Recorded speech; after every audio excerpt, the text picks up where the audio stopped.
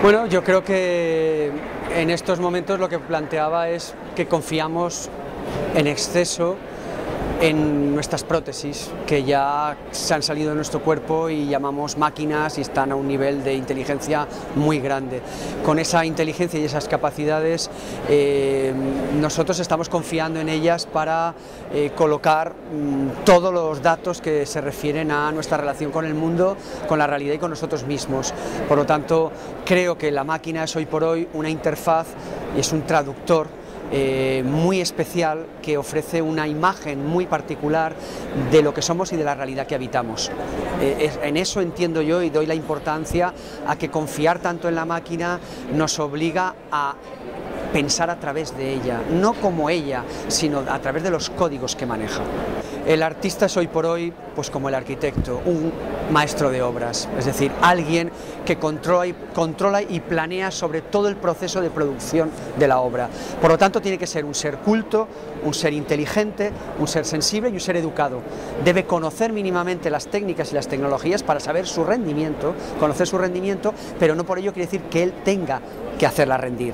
Es decir, yo creo que el proceso artístico está diseminándose y dispersándose en un conjunto, en una especie de archipiélago en donde cada rama del conocimiento tiene sus especialistas y el artista lo que hace es organizarlos para que cada uno produzca en el contexto de esa obra general.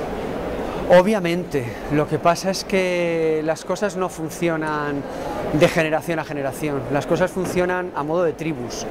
Es decir, el artista joven que está pensando en términos jóvenes y produciendo una obra joven, lo está haciendo porque vive en un contexto de juventud.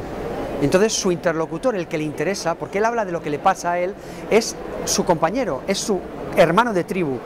En este sentido, luego los que pertenecen a otras generaciones o a tribus diferentes se pueden acercar y tratar de comprender lo que ocurre. A lo mejor necesitas un proceso de aprendizaje, a lo mejor es una de las ventajas del arte, que ocurre de una manera espontánea e intuitiva. Pero en cualquier caso, el artista habla desde lo que le ocurre, pensando en términos de cómo él lo sabe leer y lo sabe explicar. Y en ese sentido es consustancial y connatural con la gente que le rodea, porque es su tribu. Entonces, claro, lo que ha ocurrido ahora es que al aparecer la tecnología digital y la sociedad digital, existen nativos digitales y gente que no nació con la tecnología digital. Y ahí crea un cisma fundamental. Yo siempre hablo de el arte o el conocimiento como un río. Y hay gente que está en una orilla y gente que está en otra. Hay gente que está en la orilla digital y gente que está en la orilla analógica. Nunca se van a entender. Otra cosa es que mirándolo desde el otro lado, desde la otra orilla, pueda llegar a influirte, a emocionarte, rara vez, pero de alguna manera interesarte, pero realmente el que está en la orilla digital tiene una visión completamente diferente al que está en la orilla analógica. Y entonces ahí se produce un solapamiento de generaciones educadas y por tanto culturalmente diferentes. Bueno, por ejemplo, yo no soy un nativo digital, soy un pionero de las nuevas tecnologías, he evolucionado con ellas, he creado talleres donde el arte ha evolucionado dentro de esos talleres y yo he seguido esa evolución mental, pero yo no me he educado en esas tecnologías, por lo tanto siempre digo que a mí me admiten como un invitado de excepción a la celebración del arte digital y a veces puedo generar una influencia importante sobre ellos, pero esas influencias ya están en un contexto diferente a lo que significa crear, producir, que eso está dedicado, está gestionado por estas personas. El gran decalaje que ocurre hoy en la educación se debe a que están educando los que no pertenecen a la cultura del que está siendo educado. Y en ese decalaje no hay remedio. No hay remedio. Hasta que el que pertenece a esa nueva cultura no sea el educador, no habrá una revolución seria e importante sobre los contenidos, las formas y las estrategias de esa educación.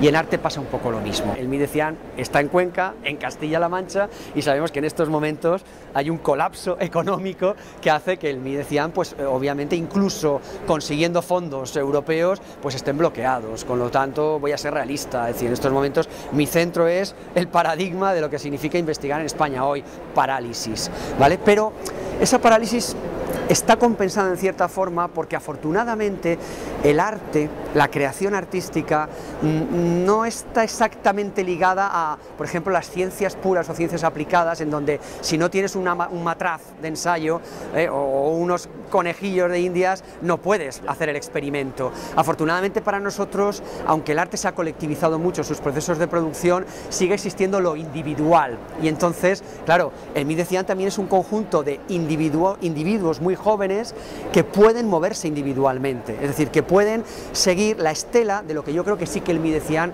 puede tener un cierto interés, una cierta influencia, y es haber generado durante los últimos 25 años pensamiento.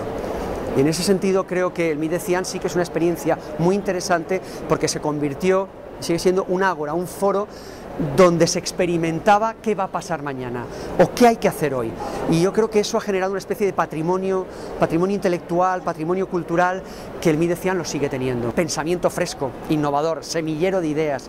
Yo creo que ahí hemos tenido la gran ventaja de que hace 25 años, 1989, con todo lo que suponía de limitación, decidimos crearlo dentro de una institución pública, no politizada, o sea, dentro de la universidad.